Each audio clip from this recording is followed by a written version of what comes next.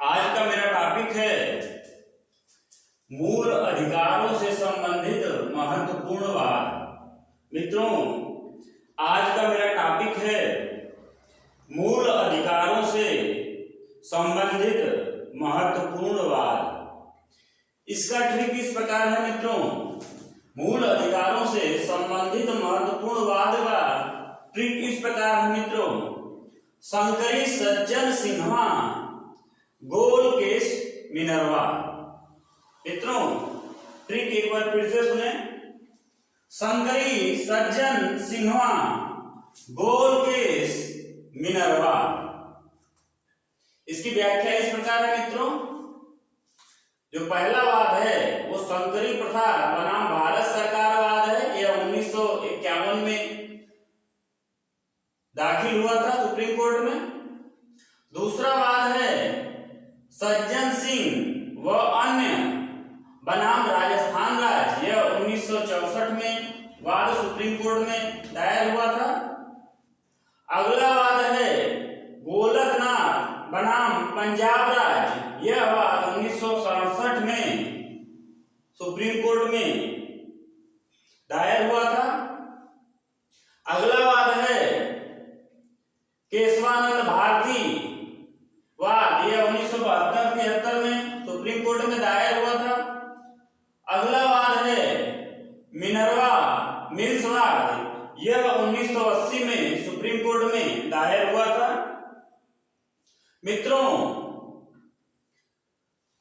शंकरी प्रथा बनाम भारत सरकार के वाद में माननीय सुप्रीम कोर्ट ने निर्णय दिया कि संसद मूल अधिकारों में संशोधन कर सकती है। मित्रों, एक बार फिर से सुने।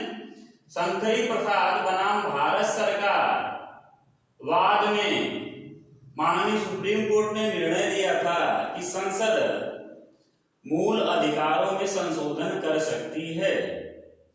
दूसरे वाद सज्जन सिंह व अन्य बनाम राजस्थान राज्य के वाद में माननीय सुप्रीम कोर्ट ने निर्णय दिया था कि संसद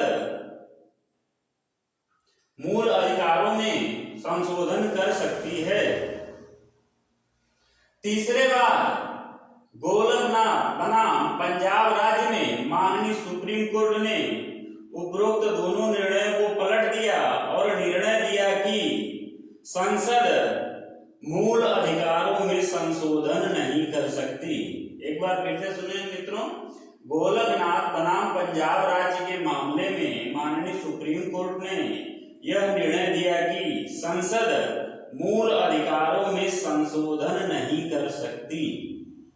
लेकिन चौथे वाद केशवानंद भारती वाद में माननीय सुप्रीम कोर्ट ने इसमें संशोधन करते हुए कह दिया कि संसद मूल अधिकारों में संशोधन तो कर सकती है, लेकिन इसका मूल ढांचा प्रभावित न हो, अर्थात संविधान का मूल ढांचा प्रभावित न हो। मित्रों, एक बार फिर से सुने। केशवानंद भारती वाद में माननीय सुप्रीम कोर्ट ने निर्णय दिया कि संसद मूल अधिकारों में संशोधन तो कर सकती है, लेकिन संविधान का मूल ढांचा प्रभावित नहीं होना चाहिए। अर्थात ऐसा न लगे कि संविधान को ही बदला जा रहा है। और अंतिम वाद है मित्रों मिनर्वा मिल्स वाद में माननीय सुप्रीम कोर्ट ने निर्णय दिया। इस निर्णय को बहुत महत्वपूर्ण माना जाता है और यही निर्णय वर्तमान में लागू है। मिनर्वा मिल्स वाद में माननीय सुप्रीम कोर्ट ने जो निर्णय दिया है, यही निर्णय वर्तमान समय में लागू है। इसको हम पढ़ देते हैं। 1980 में मिनर्वा मिल्स के मुकदमे में सर्वोच्च न्यायालय ने 42वें संविधान संशोधन की अनुच्छेद 368 की धारा 4 और अनुच्छेद 368 की धारा 5 को निरस्त कर दिया।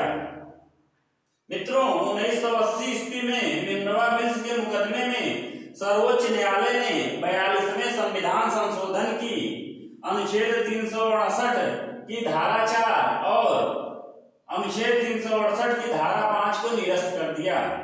सर्वोच्च न्यायालय ने कहा कि इन प्रावधानों द्वारा संसद को संविधान में संशोधन करने की असीमित शक्ति देने और संशोधन को न्यायपालिका के क्षेत्राधिकार से बाहर कर देने से संविधान के मूल ढांचे को आघात पहुंचता है। मित्रों, एक बार फिर से सुने। सर्वोच्च न्यायालय ने कहा कि इन प्रावधानों द्वारा संसद को संविधान में संशोधन करने की असीमित शक्ति देने और संशोधन को न्यायपालिका के क्षेत्राधिकार से बाहर कर देने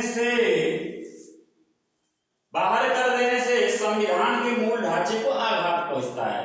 यानी माननीय सुप्रीम कोर्ट ने कहा कि अगर हम संसद को असीमित शक्ति दे देंगे, संविधान संशोधन से संबंधित, मूल अधिकारों में संशोधन से संबंधित, और न्यायपालिका उसका पुनरावलोकन न कर पाए, यानी कि यह जो आप संशोधन संसद कर रही है इस पे न्यायपालिका अपना निर्णय न दे पाए, अपनी राय न दे पाए, तो यह संसद को असीमित शक्ति देने जैसा हो जाएगा। इसलिए माननीय न्यायपालिका ने सीधे सीधे कह दिया कि यह प्रावधान असंवैधानिक है, अर्थात धारा अनुच्छेद 368 की धारा 4 और अनुच्छेद 368 की धारा 5 है, यह असंवैधानिक है। इसके तहत जो सर्वोच्च न्यायालय के अधिकार कम करने के प्रयास किए जा रहे थे, तो माननीय सर्वोच्च न्यायालय ने कहा कि यह असंवैधानिक है। वर्तमान स्थिति यह है कि संसद मूल अधिकार सहित पूरे संविधान में संशोधन कर सकती है, लेकिन प्रत्येक संशोधन को न्यायपालिका में इस आधार पर चुनौती दी जा सकती है कि उससे संविधान के मूल ढांचे का अतिक्रमण होता है। इस प्रकार संशोधनों के मामले में न्यायपालिका की प्रधानता पुनः स्थापित हो गई। अर्थात माननीय सर्वोच्च न्यायालय ने कहा कि संसद मूल अधिकारों में संशोधन तो कर सकती है, लेकिन मूल ढांचा प्रभावित नहीं होना चाहिए, और यदि इस तरीके का कोई ढांचा प्रभावित हो रहा है और उससे संबंधित अगर कोई वाद माननीय सुप्रीम कोर्ट में आ रहा है, तो माननीय सुप्रीम कोर्ट संविधान को बचाने हेतु, संविधान के मूल ढांचे को बचाने हेतु अपना निर्णय देने के लिए स्वतंत्र है। और इस प्रकार संविधान संशोधनों के मामले में माननीय सर्वोच्च न्यायालय को पुनः अधिकार प्राप्त हो गए, अर्थात माननीय सर्वोच्च न्यायालय अपनी प्रधान स्थिति में आ गया। मित्रों, संसद और न्यायपालिका के बीच माननीय प्रधानमंत्री, स्वर्गीय प्रधानमंत्री इंदिरा गांधी जी के समय में टकराव की स्थिति आई थी, तो जिसमें संसद प्रत्येक अनुच्छेद को संशोधित नहीं कर सकता है, और संशोधित सिर्फ उन्हीं अनुच्छेदों को कर सकता है या उन्हीं भागों को कर सकता है जिसमें मूल ढांचा नहीं प्रभावित हो रहा है। और यदि मूल ढांचा प्रभावित हो रहा है तो माननीय न्यायपालिका, माननीय सर्वोच्च न्यायालय उस पर अपना निर्णय देने के लिए स्वतंत्र है, जिससे संविधान को बचाया जा सके। धन्यवाद मित्रों, जय हिंद।